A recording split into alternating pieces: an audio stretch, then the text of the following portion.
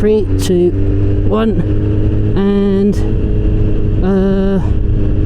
get. No, stop. Hello, and welcome to Motorcycle News, and welcome to a video with a difference. Now, I'm going to talk to you quickly about stunt riding. For decades, fast motorcycles and daredevil stunt riders have gone hand in hand. From Evel Knievel to Gary Rothwell and Kevin Carmichael to Travis Pastrana.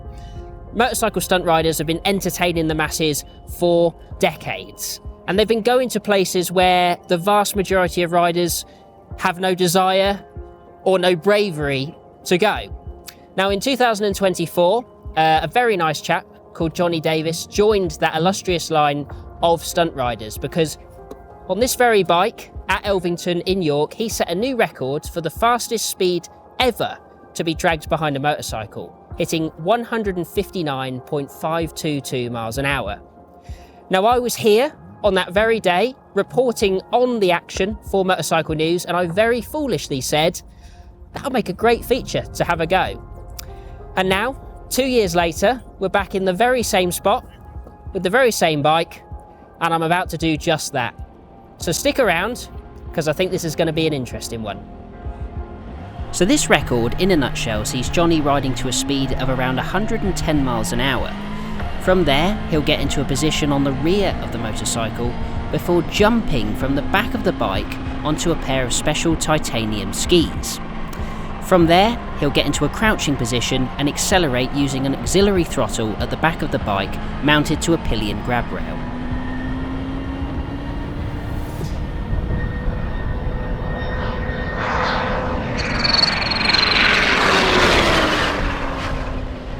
And if that wasn't enough, after completing the record-breaking run, Jonny then has to jump back onto the bike and remount in order to safely bring it to a stop. So, we're finally here. I found Jonny. Pleasure to see you again. We're back. Exactly. So just remind everyone at home what the record speed was in the end. So I managed to get 159.522. It's unbelievable. Not quite 160, but we'll take that. I would take that. The record's a record. Yeah. I must admit, I'm incredibly nervous right now. I've got a constant sick feeling. But I don't think I could have got a better teacher to kind of teach me how to do it. But what do I need to know, if that's not too daft a question? Can you give me a little guide quickly to jumping off? Yeah, to be honest, it's just mind over matter, I think. Right. I think the whole time you'd be about to climb off the back, yeah, your mind is saying, what are you doing, you fools? Don't be doing this. Yeah. Just sit on the bike normally. And it's just overpowering that. And I guess trying to calm your nerves, because as you know, riding on track and stuff like that, when you're nervous, that's when you crash. Yeah. So just block everything out, do what it is, and then after you'll get the feeling of, wow, I can't believe I've just done that. Yes. But yeah, we'll be starting on the stand. Yep. Just demonstrating the movements which you'll need, yep, and feeling the skis hitting the floor. We'll then proceed to just doing a kind of static drag where I'll ride the bike and then you just drag behind, and then we'll get you jumping off, and then see how you feel. You might even be jumping back on by the end of the day. So we'll see. We'll see on that one. Yeah. I think your arm muscles are a bit bigger than mine, so yeah, we'll have to see on that front. But yeah, outside of that, then, because obviously there's a few for when you do it solo, you do jump back on, and obviously you're accelerating from the back. So although this looks like a standard H2SX, there are some subtle modifications here, aren't there? So do you mind just talking us through what you've done? The first modification was steering damper. These bikes actually out the factory don't need one because they're rated to be so stable. However, I didn't want to take that risk because they weren't tested dragging someone behind the back of it at 160 with no hands on the handlebars. So got a steering damper fitted just in case we had any naughty tank slappers. Yes. And then the biggest bit of it all is the secondary throttle. Obviously, with me out my hands on the throttle, I couldn't accelerate. So once landed, I then used the thumb throttle to obviously accelerate, and also got a little kill switch here. Yep. In case it goes horribly wrong. I'm sure we won't need that today. And another big thing was a tail tidy, believe it or not, from R&G, because the standard one would have got in the way of our knees, skiing off the back. So the guys at R&G fit a nice tidy little tail tidy and crash protection, which touch wood, we don't need to use, but it's there crossed. just in case. Fingers crossed. Well, obviously we've got our leathers on, but I guess I should probably put some metal shoes on now and start doing a bit of practice. Perfect, let's do it. Right, I'll catch you in a bit. So we've got these special shoes that we need to wear, which is titanium. You can see nicely pre-scraped with some lovely welding, and it's got this heat-proof material in there as well. So I've got one on already, and let's put the left one on now too.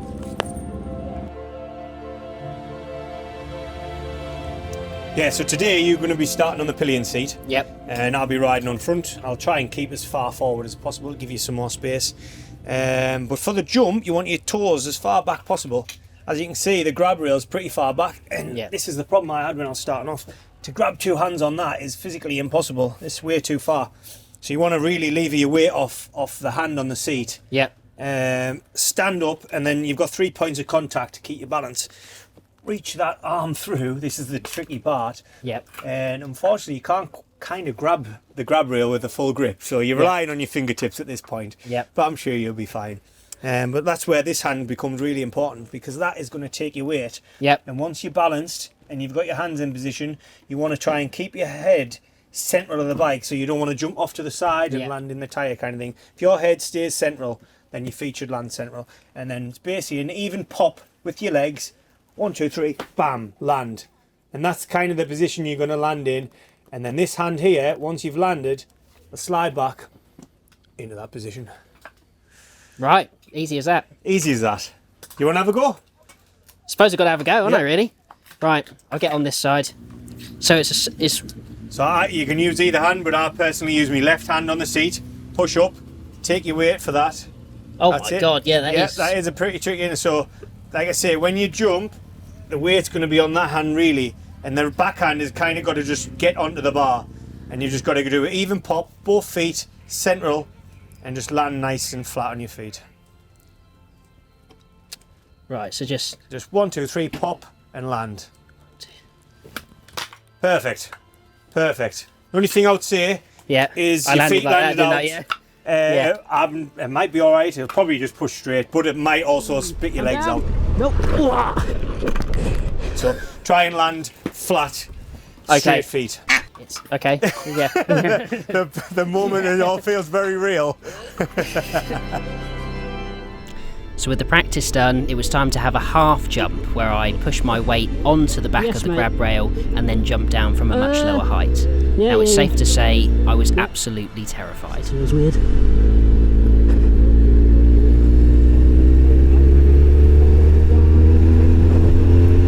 Right, 3, 2, 1, and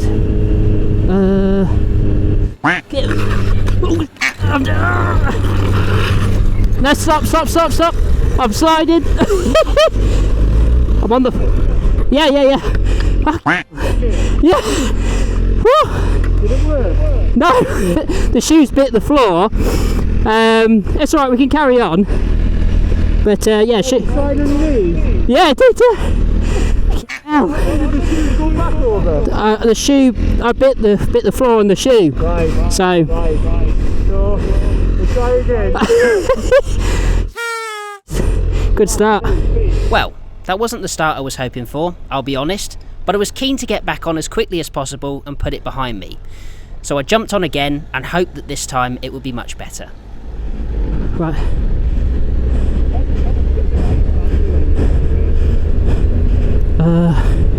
One, 2, there! Yes! Mental. Oh! Nice. Yeah, it feels weird.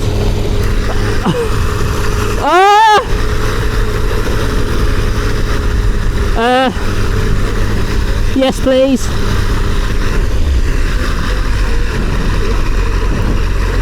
No, I'm actually going to be alright coming to a stop, I reckon.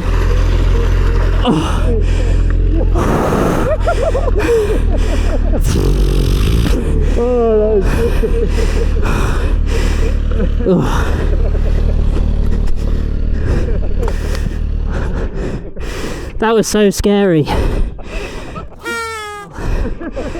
Oh my God. Oh. Wow, that felt so weird. I was so scared to pop off the back. Yeah, I didn't pop hard enough the first time, and my feet just dug in and hit the floor. But yeah, I weirdly want to do it again now. Yeah. First one's done now, isn't it? Yeah. Well, with the first ski out of the way, it was time to finally jump onto the pillion seat. And I'll be honest with you, I've never been quite so scared on a motorcycle in my life. 2, 1. I've gone down again. Yeah. I'm scared. I've saved it.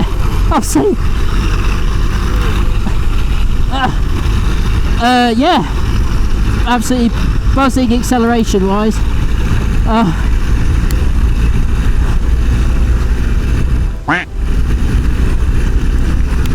Yeah.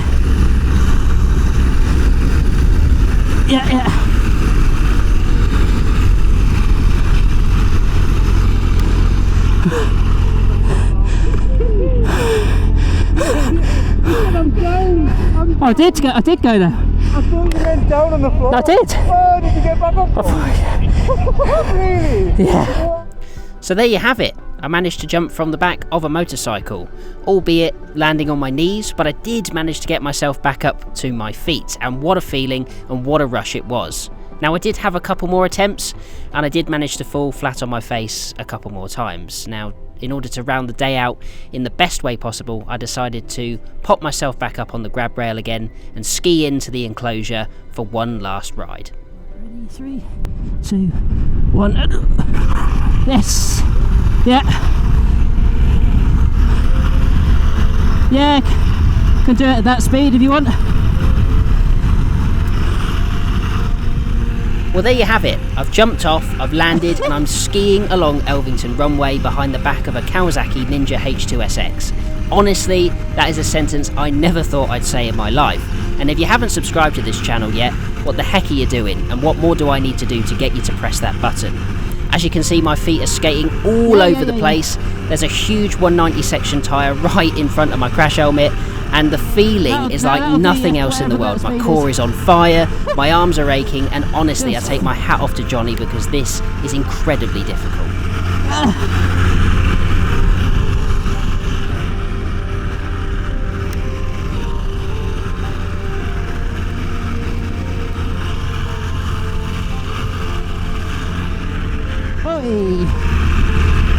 Yeah.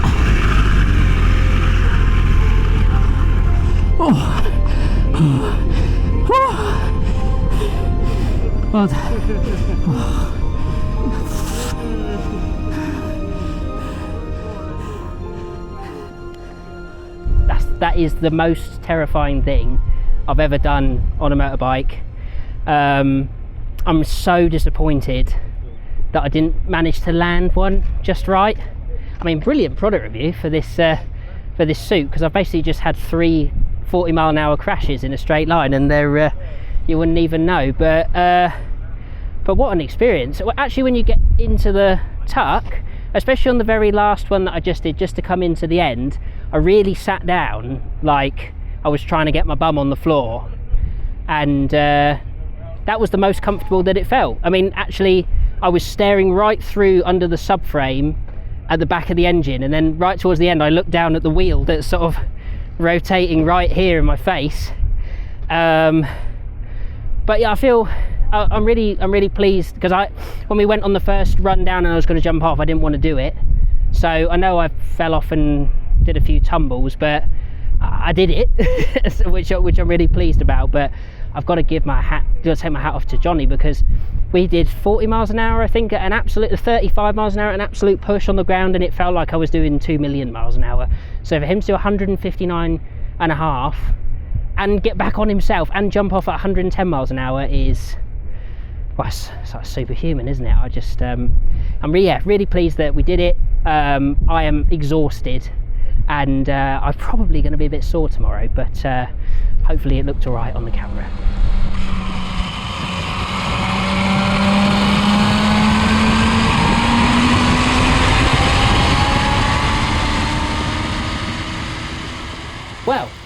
That was a lunchtime that I will never forget. You may well have seen in the sequence of footage me with my helmet fresh off, looking pretty sort of terrified and tired and a mixture of a million emotions. But we've got a cup of tea now, and we're just going to download our thoughts. First and foremost, I just want to say thank you for the opportunity, because yes, that was the scariest thing I've ever done on a motorbike, hands down. But now it's done. What an opportunity. So thank you for... I just want to say well done. Probably there's not many people out there that has skied behind a motorbike, have there? And now you're one of them, so exactly. Very well done, mate. Exactly. And I think I'm going to be sore tomorrow. There's a fair few little tumbles there, but I thought it was like that is the first time, weirdly, outside of I suppose to me that was like when you learn to ride a bicycle. It's the first job in a long time where I've been just falling on my face consistently, and you have to just get on and get back on the horse and just carry on. I mean, the fact that it was, we only did 30 miles an hour. I can't imagine what it felt like for you, even doing 50, let alone 159 miles an hour. Yeah, to be fair, when I started practicing for this, I felt exactly like you. I didn't end up on my bum, however, but I did feel like I was, what speed? That must have been 30, that must have been 60, 65, or 40. It's kind of feels double, doesn't it, when you're getting dragged behind the bike? Setting out to think that I had originally on my first go, I got a 60 mile an hour, and it blew my mind. So to then think I had another 100 mile an hour on that, it was bizarre. But I think every time you would do it, if you ever want to do it again, it's kind of desensitizes the situation, and you would kind of get used to that speed. Yeah, exactly. I think I would. It's funny, now we've had 20 minutes off. Let's go again. I wouldn't mind going again, because there is, like you say, how many people can say that they've skied behind a bike? But equally, I just really wanted to stick that landing. But when we were up doing it up in practice, it was one thing. Even when we were on the runway, did 4 or 5 practices, and my feet came to the right place. As soon as I stood up on the pegs on the move, suddenly there's a wind on my shoulders, and there's a bit of wind there, and the bike's doing a bit of moving, and you're there, and you're keeping a constant throttle, and in my peripherals there's a car there, and it's, I know everyone was saying you've just got to just think about it being on the sand still, but in that 20-minute window or whatever, my body was just in fight or flight mode. Yes, exactly that. And you say exactly what I said beforehand. Your brain will be saying, "What are you doing, you idiot? Why are you jumping off the back of a motorbike?" And powering through that mentally is probably the harder than doing the actual skiing, because as you know, once you got comfy, it's not too bad. But jumping off and jumping back on is that's the most scary part of it. Yeah.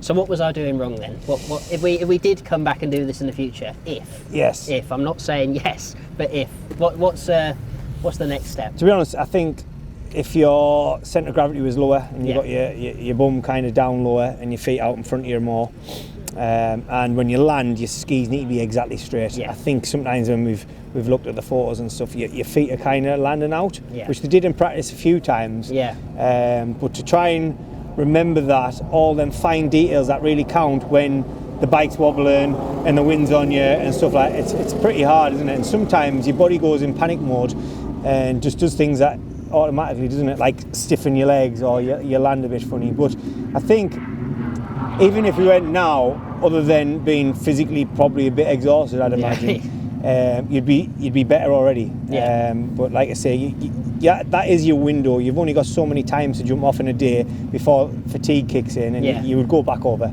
But I think if you crack them feet position and the low centre of gravity, I think next time we'd be on for it. On the times where the landing was there and I was doing the bit of skiing, the thing that also surprised me was just how much my feet seemed to almost track with the cracks in the pavement, and I almost had it in my, because I've seen you, the only person I've seen do it is you, and you make it look so effortless.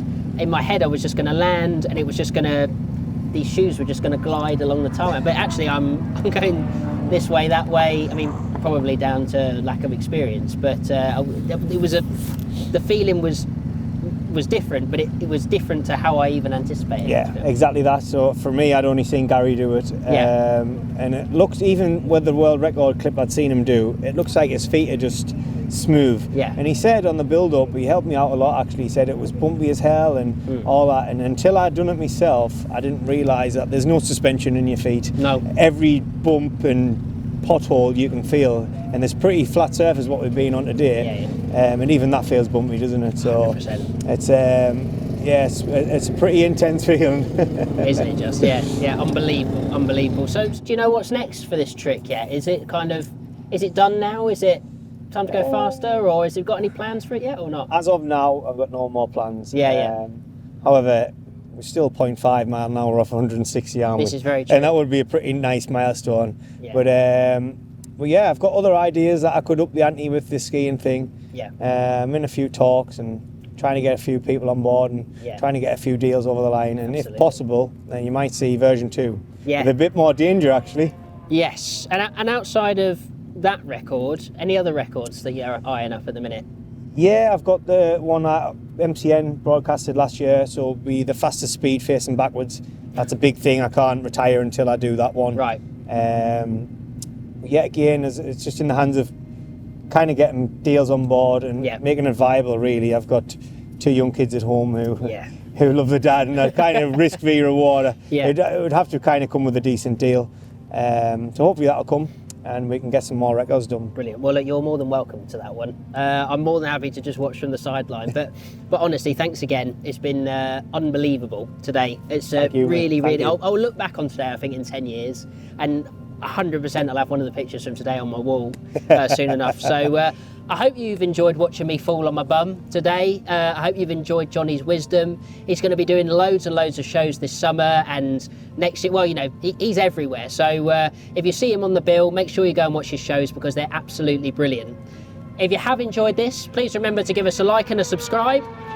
And if you'd like to see us try anything else in the future, why don't you drop us a comment below. Cheers, guys.